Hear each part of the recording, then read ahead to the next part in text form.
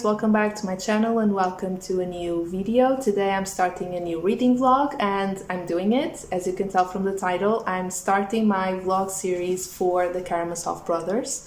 Yesterday I was home, I'm enjoying my spring break, and I found a relatively new channel on YouTube called One Chaotic Librarian, and she has a vlog for the Karamazov Brothers. And I don't know, I just got inspired because she was sharing her thoughts after finishing the book, and they were just so wholesome, and I don't know, it inspired me, and I'm ready to start this.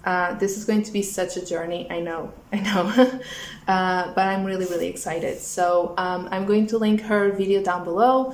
Make sure to subscribe and comment. So my edition is Wordsworth Classics. So the title is The Karamazov Brothers. But if you have a Penguin edition, I believe the title is The Brothers Karamazov.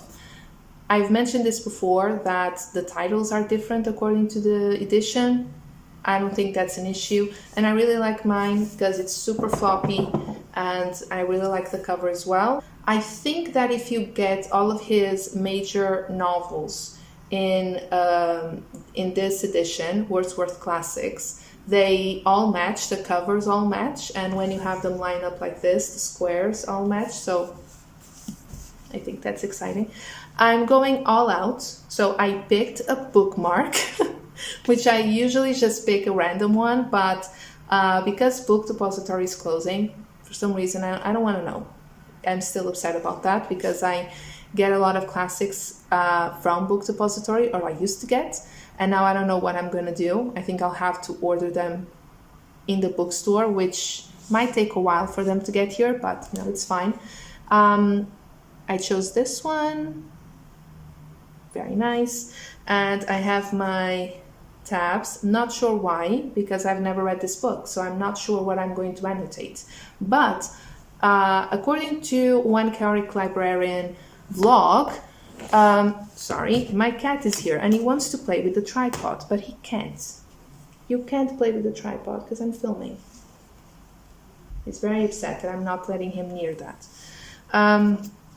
According to her vlog, there are just some beautiful passages in this book there which are going to make you think and reflect a lot about life in general. So I think I have them just for that, just to call my attention to some beautiful sentence or something. Also, I'm a bit nervous because of the names. I've read a couple of novellas by Dostoevsky, and he's going to touch a tripod. He introduces a character and he gives us the full name, but then the character might be mentioned by their first name or by their surname, and sometimes I forget who is who. I'm a little bit nervous about that, also because some of the names are very similar and I don't want to get confused, so I think I also have the tabs for that. I'm going to try to keep this vlog spoiler free, but I don't know. I'll try. I'm going to try and keep it spoiler free, but every now and then I know that I'm going to talk about something more specific. I'll try to tell you when that's happening so you are not spoiled for anything. And I'm not entirely sure. I think I know a little bit about the story, but not that much. I know that we have three brothers. I know that they're all different. I know they have different jobs or different careers. And I know that it involves their dads and some sort of crime. That's it. I tried to stay away from the story as much as possible because I didn't want to get spoiled. I didn't read the blurb, and I read part of the introduction, only the part when they talk about Dostoevsky's wife, basically his bio. I'm trying to stay away from spoilers, so that's all I know. Three brothers, a dad, crime, and they all have different careers, and I think that's a lot. So and I know this because I follow this like meme page on Instagram about Dostoevsky, which I found hilarious ever since I started reading his novellas. And yeah, I got the gist of this book because of it. But that's about it for me. So I'm going to divide my vlogs in 4 because there are 4 parts to this novel. In total we have 12 books, so each part has 3 books. And this vlog is for part 1, which goes from page 3 to page 173, if I'm not mistaken. Yes. So that's it for me. I'll talk to you when I have an update. I'm super excited, and yeah, my expectations are really high right now. But I don't want to ramble, so I'll talk to you soon. So hi guys, I'm going to give you an update. I don't know if you can hear that, but my partner just got home and he's going to have a shower. So I finished book 1 of the Karamazov Brothers. I didn't sleep that well, so didn't get to read that much today. Because my cat, for some reason, is obsessed with our wardrobe and the drawers in the wardrobe. He's removing the clothes from there, and yeah, and then he goes to sleep. So it gets like little obsessions like this, and sometimes very annoying when you're trying to sleep, because this was in the middle of the night. But yeah, so I finished book 1. I'm gonna try and set you like this. I hope you can see me clearly. So book 1 is very much about the major characters, like introducing all of our major characters. So I was right when I said that there are 3 sons involved and the father. So Fyodor Pavlovich, I think that's his name. He's the dad, and he is someone who, even though can be successful in terms of business, is not someone, he's not very happy. He's not a very happy person. He has a lot of issues with alcohol, women. His 2 marriages were not great. And he has 3 sons. All of them had different upbringings, and they didn't know each other very well until recently, you know, if we consider this is happening now. So Dmitri is the oldest. Both of their mothers passed away. So they were cared for by family members, and then like friends of friends of friends. So they had very different upbringings, and they have, all 3 of them have very different personalities. So Dmitri is, in my perspective, and like I said, I read book 1 out of 12 books. Dmitri is the one that is the most like his dad. He's a very materialistic person, and he cares a lot about wealth and money. That's the only reason why he decided to go back home and talk to his dad after so long, is because he was looking for the money that he was supposed to get from his mother's death. Ivan and Alexei, they lost their mother as well. Ivan is someone who had to struggle a lot to get where he is today and to be able to finish his university studies. He's very much aware that a lot of people had to help him and his brother, otherwise they wouldn't have anywhere to go. So they were living off someone else's expense, and he struggles with that internally. He's an atheist, and he's very skeptical about everything. And Alexei just joined the monastery, and he's like the angel of the 3 of them. Like, he can do no wrong. All 3 of them are starting to have a relationship together, which is interesting because Alexei doesn't really get along. I wouldn't say get along. It doesn't have a lot of things in common with his brother Ivan, and he feels a little bit more connected to his stepbrother, or not stepbrother, half-brother, Dmitri. That's really interesting. I'm on page 32, right? So I haven't read a lot, and I have already found a couple of like really interesting, like little nuggets to sit on and reflect. And it's just so interesting because like 32 pages in, I'm going to read you a couple of these. If you don't want to get spoiled, maybe you should just fast forward. So number 1, as a general rule, people, even the wicked, are much more naive and simple-hearted than we suppose, and we ourselves are too. Like, I'm not going to discuss these nuggets here because otherwise this vlog would go on forever. I just want to read a couple of passages that I found interesting. So this was one. And then when we were learning a little bit more about Alexei, okay, as soon as he reflected seriously, he was convinced of the existence of God and immortality. And at once he instinctively said to himself, I want to live for immortality and I will accept no compromise. In the same way, if he had decided that God and immortality did not exist, he would at once have become an atheist and a socialist. For socialism is not merely the labor question. It is before all things the atheistic question, the question of the form taken by atheism today. Not to mount to heaven from earth, but to set up heaven on earth. It's really interesting that concepts that we hear every day, that are talked about every day, are being mentioned and talked about in this book in a way that is just, it's really hard to explain, but it's just, it makes you reflect about everything and anything. It's really interesting. 32 pages in and I'm already like questioning stuff. So yeah, what a ride. I just wanted to give you this update. I'm going to try and read more today. Yeah, so I'll talk to you soon. Hi. I don't have much of an update, but just wanted to tell you that I've been tabbing it up. This is ridiculous. Like I'm not even 100 pages in. Look how many tabs I have.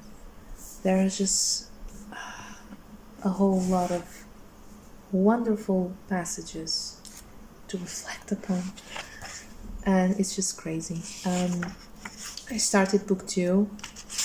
The whole family, Fyodor, Ivan, Pyotr, one of his friends, I don't think he's a big character and I don't remember his name. Sorry. Pavel. Sorry. Pavel? Is it Pavel? I have to check.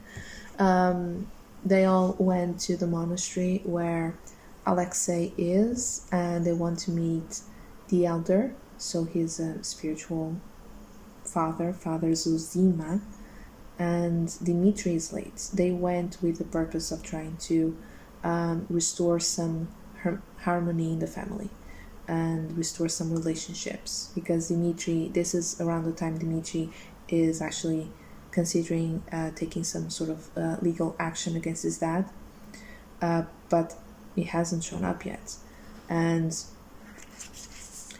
Alexei is not very happy with his family's behavior, because as we discussed yesterday, we know that Ivan is an atheist and Pyotr is an atheist as well, and we're not really sure about Fyodor, but right now I'm leaving for Fyodor and Pyotr's saltiness. They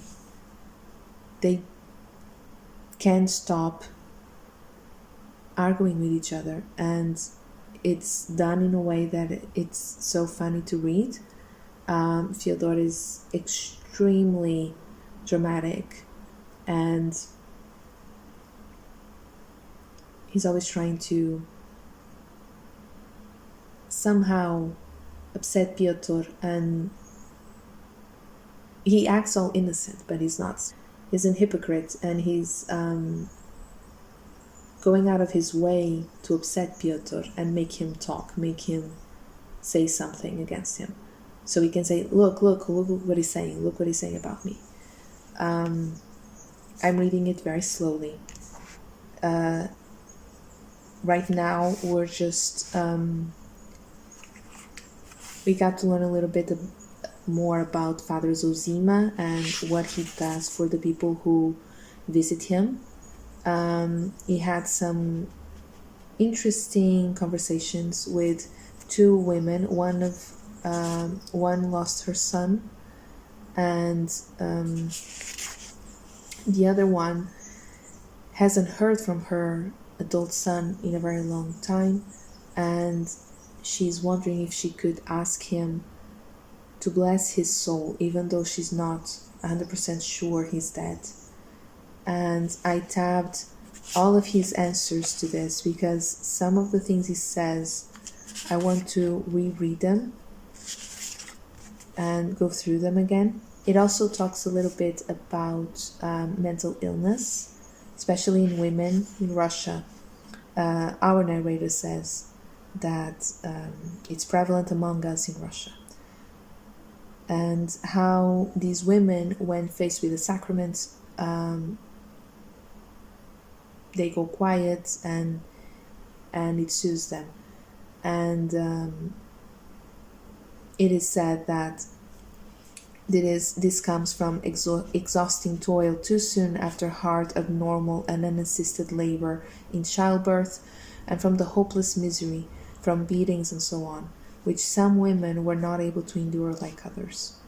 And I believe this is, is talking about how women are treated in this era and how that may affect them, because some people believe that this is all an act and they're not really sick, they just don't want to go to work. That resonates a lot with me because I had a situation like that in the family. Someone who thought that depression was because you're lazy and you don't want to go to work. I'm enjoying it. That's my update. I don't know if I'll update you again today. It was a very slow day. I'm reading, but I'm not making huge progress, so I don't have a lot to say, but I also didn't want to go through the day without saying anything, so here we are.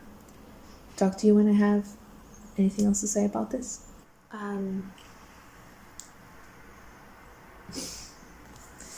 Go read chapter 5, book 2, chapter 5. Okay? Book 2, chapter 5. They just had the most amazing conversation about the separation of church and state.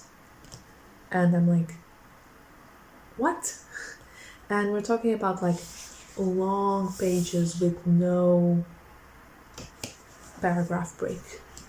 We're talking about very long pages of just them talking about the separation of church and state. And let me tell you one thing. Let me tell you. Ivan,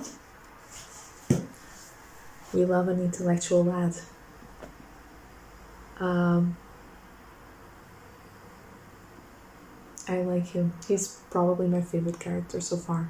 Ivan Karamazov. I don't know if this is what usually happens when people read the Karamazov Brothers. I don't know if he's the character that everyone loves, but I love him. He's troubled. I love that. So that's the update for now. I just had to tell you. Just somehow try to remember this for the future. Read chapter 5 of book 2. I'm still like, what? What did I just read? I have to reread most of it. But it was so interesting. Like, I'm not saying anything about the actual content of the conversation. Just the whole conversation itself was very interesting. I felt like I was there just watching a tennis match, like that's the update for now. Hi. So it's been a long time, like a really long time. I have finished part 1 a while ago, but I was having issues with my phone. I didn't feel like editing the vlog, and I wanted to get a new phone. And honestly, I debated if I was going to upload this vlog because the quality of the clips is going to be different, but I've decided to just go for it. So I'm here to wrap up vlog 1, part 1 of the Karamazov Brothers, which I have finished, and look at the damage. This is part 1. It's actually ridiculous. This is actually insane. I have 2 tabs left, and the colors, they have no meaning because honestly I'm just dabbing it up as I go. I'll definitely go back one day and actually annotate it and color code everything, but I'm not going to do that now. So unfortunately, when I got this new phone, I thought that I did everything right, and I thought that I had saved all of the clips, but I lost the last 2, which is unfortunate because I don't quite remember what I said. So let's see what I have to tell you. So I remember that the last clip, I'm lying, I just finished editing the vlog, so that's why I know. The last clip that I have, I talked to you about chapter 5, book 2, chapter 5, sorry, part 1, book 2, chapter 5, and I told you that you should go and read that. So they were at the monastery, and afterwards, obviously, Piotr and Fyodor do not get along, and they got into this huge fight, and they decided to just leave. And Fyodor was so upset that he actually told Alexei that he was going to take him out of the monastery, like, just come back home, bring your pillow, and you're gonna stay home. Alexei was not really like worried about it, but he got word that Katerina wants to see him, and we learn a little bit more about her because he was on his way home when he bumped into Dmitri. Sorry, there's a fly here. He bumped into Dmitri, who was in the garden at his father's house, but he was in the garden like hiding because he wanted to catch this woman called Gruchenska. I had to look it up just to make sure that I was saying it correctly. Gruchenska is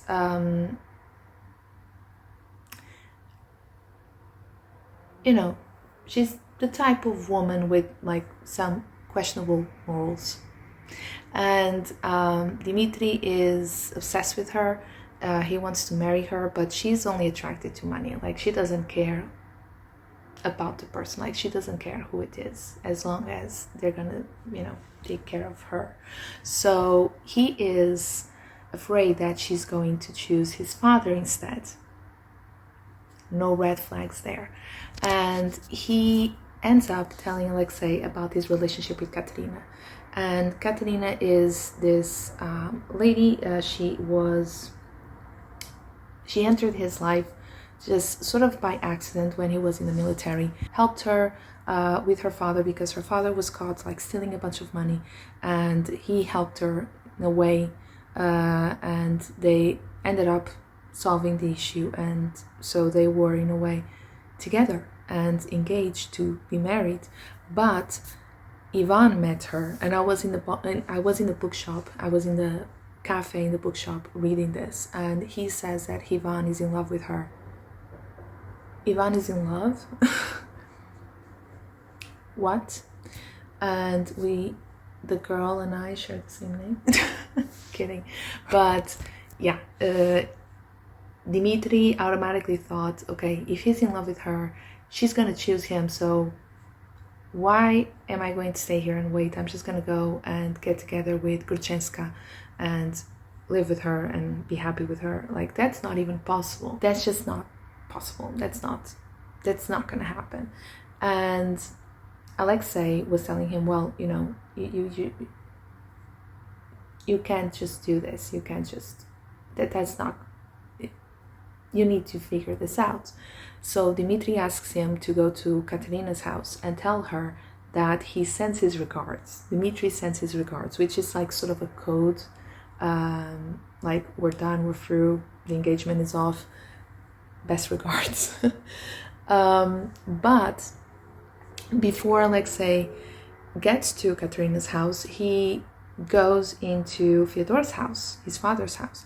Ivan is there, his servant is there, as well as his son, whose name is actually very difficult to pronounce. I'm gonna try. Smerdyakov. I'm not sure. So this guy is Grigory's son, not his biological son, mind you. He is Fyodor's son, with this poor disabled woman who passed away when she gave birth. And Fyodor was not really interested in having to raise another one, so he just, sent him off to live with the servants, and they raise him as his own. I'm not entirely sure if the kid knows, young adult. I'm not entirely sure if he knows Grigory is not his real dad, but he's creepy. He's very, very creepy, and I'm not sure if I like him. So he's there, Ivan is there, Alexei is there. They ended up talking about Alexei and Ivan's mom, and Dad made Alexei extremely nervous and anxious, so he ended up having sort of a panic attack. Ivan is not really happy with the fact that his dad keeps comparing Alexei to their mom and forgets that Ivan is also her son. So he struggles with that. And Dmitry just walks in, they have this fight, he attacks his dad. So that part was just go, full of action. And we understand that Dmitry is getting more and more like his dad, like he is becoming his dad, which is very concerning. I really hope that Dmitry can recover from this and find the peace of mind that he needs. I honestly think Dmitry needs a hug. That's what he needs. Ivan needs lots of hugs, but Dmitry needs a hug, definitely. Alexei ends up going to Katerina's house, and Grudchenska is there. Somehow Katerina got confused and thought that Grudchenska was like working with her, like they were this sort of dynamic duo trying to get Dmitry to come back to Katerina, and Grudchenska just starts making fun of her and she doesn't know what to do. So Alexei gets out of there and finds Dmitry in the street and tells him, like, this is really bad, like apparently you told secrets about Katerina's life to Grudchenska, and now she knows that you did it and she's not happy. Dmitry laughs and says, oh, it's something I did, and he's off to meet Grudchenska. Alexei goes back to the monastery. Father Zosima is not really well, like right now they think he's not going to last that long, and Alexei goes to bed, like after praying and doing all of that, and he finds this note from this girl who met Father Zosima and Alexei earlier that day when he was blessing people. He met her and her mom, and they know each other. They know each other really well, but they know each other. And the girl is recovering from some sort of illness that she had, and right now she's not even walking. She's regaining her strength and going back to the person that she was. And she gives him a note. She tells him he needs to go to Katerina's house and gives him a piece of paper, and he forgot all about it, so he decided to read it before bed. And turns out this girl is freaking in love with Alexei, which I found that to be so cute, even though I think Alexei is not going to do anything about it because he's very committed to the religious life. But yeah, that was really cute. But now, yeah, I'm thinking of like what's next. Is Ivan getting together with Katerina? Because Katerina wanted Dmitry back. She never mentioned anything about wanting to get together with Ivan. But now that we know Dmitry told things that he shouldn't have to Grudchenska, now I'm not sure. But that's where I'm at.